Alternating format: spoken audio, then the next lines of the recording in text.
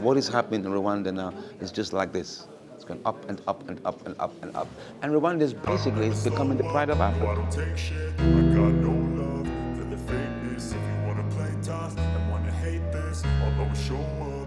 This Tuesday, a press conference showcasing the film The Battle of Bisesero opens a new chapter in telling Rwandan If you wanna play tough and wanna hate this, I'll always show up and make a statement. I don't ever slow up. No, I don't take shit. I got no love for the fakeness. If you wanna play tough and wanna hate this, I'll always show up. Let's take you through the presentation. Everything I do so instinctive and so passionate. Every word I move so descriptive like an The Battle of adjective. I got Bisesero is important to me because it tells a story of a people who refuse to die in a futile manner.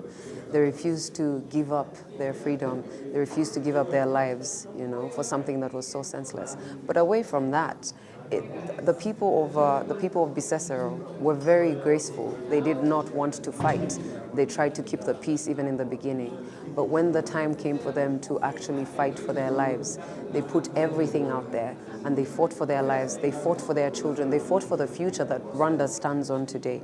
And so for me, this is very important because the people resisted, but at the same time, they had love in the beginning, which is something you will see a lot of in the beginning. In the beginning of the story, we see a Rwanda where the Hutu and the Tutsi are people who are interacting with each other, I don't want to give away the story, but in the beginning we see that. We see a brotherhood, and then eventually everything just goes up in flames. So this story is important to me because it's a story that needs to be told globally. When we tell stories, we tell these stories from the heart, from our hearts as storytellers to you as the audience members. I hope really that we can show the rest of the world the true history and the backstory and the context of what this country has gone through. And what is happening today has to be understood by what was happening back then.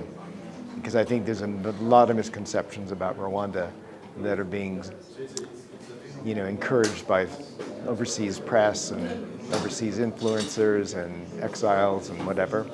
And I think it's important for Rwanda to take control of its own narrative so people understand. I think what happened at Bisesero is directly relevant to what's happening today. And that's why we need to keep updating the narrative so people don't forget the context of what's going on and not believing what you hear on social media or something like that or from press outlets that are not sympathetic. If you tell a real story effectively that's true and authentic, then you go a long way to influencing how Rwanda is perceived by the rest of the world in the way it should be. But what is your role in this film? I will be playing Aminadabu Berara, the leader of the resistance of the people of Bisesero. How do you feel? So you don't get me started now, otherwise I'm going to get into the character. Yeah, no, I'm very honored that Richard saw me and gave me the role.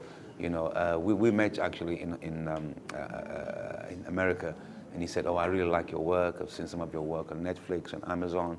And then he told me about the story, and I said, "Wow!" I said, "I didn't know anything about Bisesero. I didn't know nothing. Of course, I knew about the genocide, but I didn't know about the resistance of Bisesero. It was an isolated story, And when he told me the story, I was like, wow, really? And even so much so, when I did my research, I found that Berara is such an incredible figure. He has the street in Paris named after him. Although I'm not a great fan of the French anyway in that whole story. But the fact that, what Berara, what he represents for the people of Bisesero was amazing. And when I saw the genocide museum in Bisesero, it was incredible. So when you think of what he achieved for his people, he took the people up the hill. And he not only did it once, twice, he did it 3 times, 59, 73, and 94. So he is a real hero. And the fact that his story is not told, his story must be told. What is happening in Rwanda now is just like this. It's going up and up and up and up and up. And Rwanda is becoming the pride of Africa. I landed at your airport and I was like, wow, everywhere is so clean. In Nigeria, I have a charity against plastic pollution. I was so impressed to see plastic being recycled here. And don't forget, I was here 20 years ago when I shot Ezra. It wasn't like this. Some things were happening, but it wasn't like this. So the rate of development is amazing. And so you can't really bring out a film like a year later, 18 years later, that doesn't really speak of how the work that has been put in to develop this amazing country. Really, it's incredible, you know? I mean, Aisho Speed was here 2 days ago. You know what he said? He said Rwanda is the most beautiful African country he's ever visited. That says a lot, you know? And when we shoot our film with the young people of Rwanda, the world is going to see a different kind of Rwanda, and that is what is important. You know? So we're tired of the old stories, you know, the old way of telling African stories. We're tired, you know, we're telling our stories now, you know? Yeah, thank you. This film portrays a symbol of courage, resilience, and human spirit that characterized the Tutsis that lived in Bisesero, Karongi district in 1994.